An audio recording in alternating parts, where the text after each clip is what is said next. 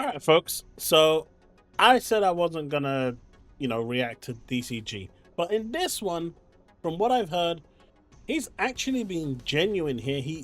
Unlike in the other videos where the whole Xbox is dead, where he actually is just outright faking it, lying, and he openly admitted to that, right?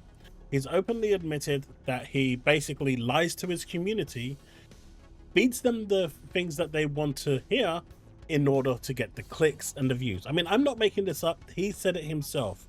There is a clip out there where he openly says, my community are a bunch of dumbasses. They will listen to every little thing I say, even if it is a lie. And that's why I lie out my teeth, because every time I talk about this and lie to them blatantly, and I'm telling them that I'm lying to them, they watch me. So that's what he said, right? I'm paraphrasing it, but you get the point. However, in this clip here, he's actually being genuine. This is a rare thing for DCG, where he's actually being honest and telling the truth. So I actually wanted to react to this because it's rare when you get someone like DreamcastGuy actually being honest with himself and telling the truth about something that's video game related that he actually genuinely feels about it. So we're going to now react to this and see what it's all about. All right, so let's go. Let's make sure the audio is not muted. All right. To me, this does kind of make sense. I have to admit, it's still wild to even consider this, but to me... Mate, what is with that frame rate? And what makes sense? I think what PlayStation is trying to do, games are just getting so expensive. No. Is he literally about to say now that the strategy that Xbox is doing by porting games to other places because it makes more money is bad for Xbox but good for PlayStation? Is he actually going to... Is this where he's going with this? Expensive. Let's throw out a hypothetical. There's talks that next year we're getting some sort of new Spider-Man game called Venom. There's going to be a new... Oh man, that frame rate is terrible. It's actually making me sick. Insomniac Spider-Man game. Apparently it's already done. Apparently Tony Todd recorded a bunch of lines for it before he passed away. Rest in peace. Huge Tony Todd fan. I want to play this Venom game and we haven't even seen it yet. I'm super excited about it. There's actually leaks. So super excited about playing a game that he's never seen yet. For all he knows, it could be a visual novel. And stuff about it. But let's just say hypothetically. Okay, Venom game comes out 2026. It's fantastic. Everything's great. And then... Okay, I can go with that. Okay, so far so good. This is why I said, I heard he was actually being genuine in this video. So, I'm with him. Let's say it's amazing. Everybody's loving it. It sells, 7 million units, right? I think that's a good guess for what it's probably going to sell. And that probably won't break even if the budget is anywhere near Spider-Man, by the way. That 7 million units would all need to be digital. And we know that PlayStation gamers love their physicals, so that's not going to be the case.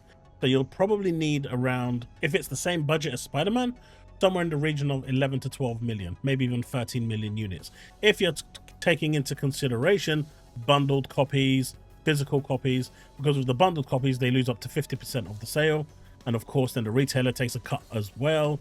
With the physicals, the retailer takes their cut. They've got a bit of the production as well. And so they take a smaller cut. Digital on their own store is where they make the most money, where they make 100% of that revenue. Hence, when Kotaku said they need just over 7 million units sold, digitally, it's because they get 100%. If they sell it anywhere else, they're getting a much less proportion of that, full retail price. Okay, sell 7 million units. And then they go, okay, we made back $300 million of the $300 million budget. We've broken even. Now let's put it on Steam. And that's basically full digital. Steam. Okay, there's an extra 70 million. Okay, let's put it on Xbox. Even if they only make a couple million, I wonder if they're just doing that napkin math and saying, okay, that's more profitability. And I guess what their strategy is basically going for a third party, right? Right?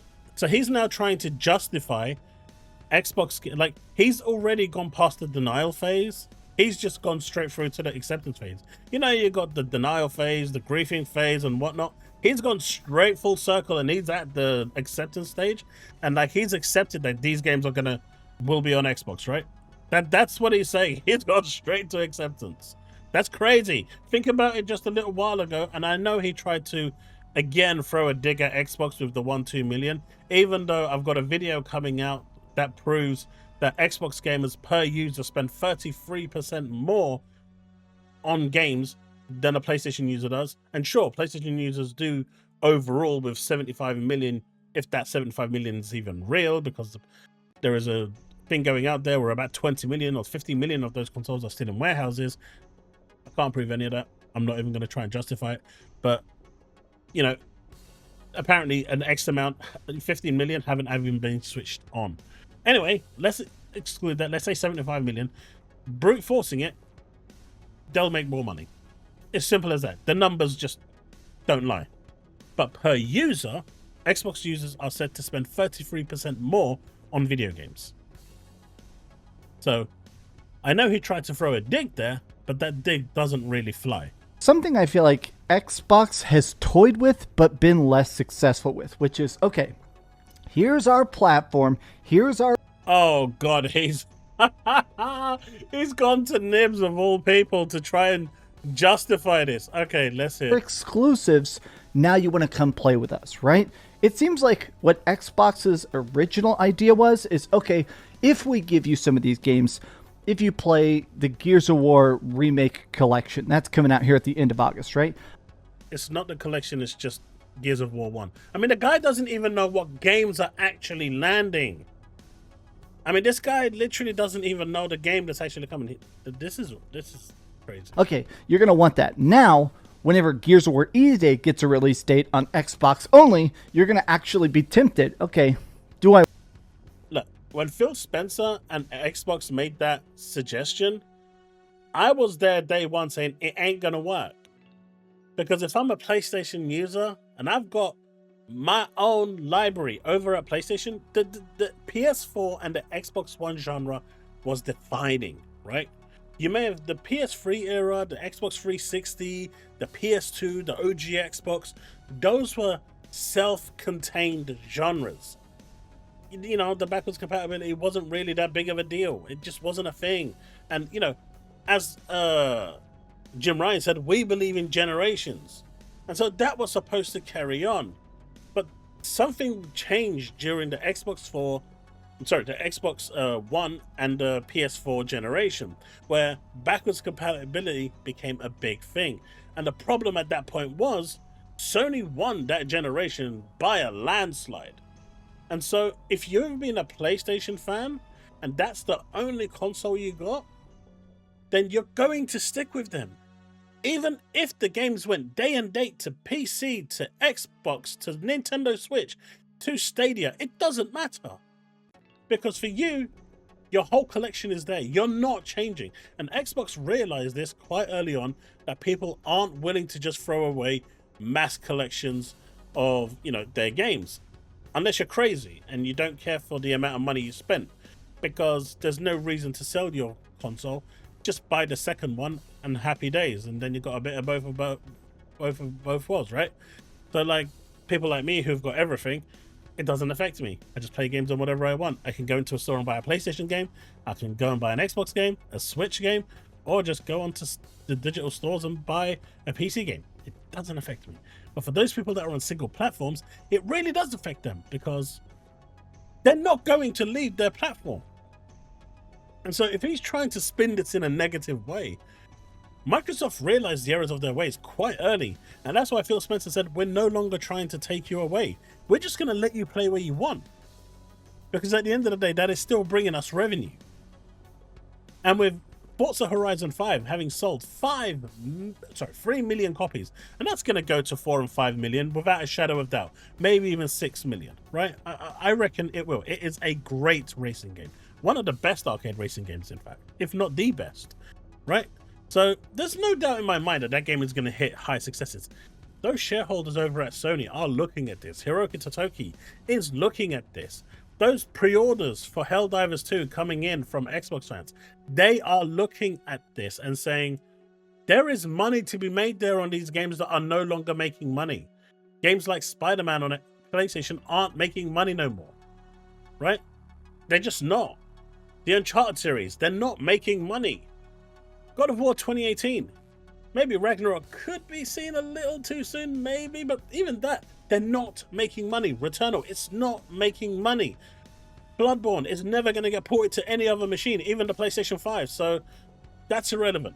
But you get the point I'm making here. No one is trying to really take the consumers away anymore, because that's too much effort and too much work. And if I had only an Xbox, I'm not selling my Xbox for that reason. I would just go and buy another console, because I've got so many games on there that I'm just not going to throw away. That's just stupid. There is literally no logic in that statement. And I said at the time that Microsoft were wrong for thinking that way. And now he's doing exactly what Phil Spencer is. And they were mocking Phil Spencer for this exact reason. I want an Xbox. Do I want to upgrade my PC so I can play that on PC Game Pass? That seems like what Xbox's goal has been, but it hasn't really been successful. So I guess my thought is, will PlayStation be able to do it when Xbox couldn't? Will they really be able to go, okay, here's an awesome Spider-Man game. Here's an awesome God of War game. Here's an awesome, I don't know, Crash Bandicoot remake, something, right? I guess that's not an exclusive anymore. But my point is the fact that I wonder if this is still an attempt to try and coax the last Xbox gamers over to PlayStation. No, it's not. And during Boom's stream, there was, I think it was Boom's stream. I actually looked for the clip and I couldn't find this for another reason, for something else a few weeks ago, and I couldn't find it. But I do remember it, but I can't remember who it was that said it. And they said, to those hardcore loyal fans, Microsoft is saying,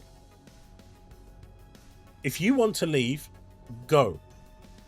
But you won't. But if you will, and if you do, we don't care. Because for the minority that's going to leave, we're going to make a lot more money from the people we're going to reach. Essentially, I'm paraphrasing, but it was something to that level. And I'm saying the same thing now. Hiroki Totoki is thinking exactly the same thing. He doesn't care if the hardcore minority that lives on social media is going to leave. He literally doesn't care, because the wider net audience that he's going to reach will bring in more money. It's really that simple, because the normal PlayStation fans are still going to have their PlayStation. They're still going to buy Spider-Man free, and they're going to enjoy it. Now, the hardcore minority that are losing their minds over this, or if you're like that William Aguilera guy who's writing essays upon essays, pretty much like a Star Wars film strip, and he's contradicting himself in multiple different ways in there, and when pointed out, he can't even answer correctly. He just says, look over here, look at my cute little kitten, right? But yeah, it's like the majority, like 99% of the PlayStation fans won't care. They are going to stick with their PlayStation, and they're going to play their games. The 1% might get pissed off, and to those people, Hiroki Totoki is saying, I don't care. It's the same principle. The money I'll lose from you, I will gain by having a wider approach. So for him thinking that this is what PlayStation is trying to do, they are not. They are not. And PlayStation isn't stupid. They know that that's not going to happen. And most people, let's face it, I'm not going to say everyone, but a lot of people have both a PlayStation and an Xbox. I'm just putting it out there, right? So it would amaze me if they wouldn't want to capitalize on that, on the games that just aren't selling anymore, right? I'm seeing people saying if Sony knew business sense, they wouldn't be doing this. No, they know business. That's why they're doing this, because they want more money. That they invested a lot of money in these IPs, and if they can make more money from them, why not? Right? Because that does sort of seem to be the effort here.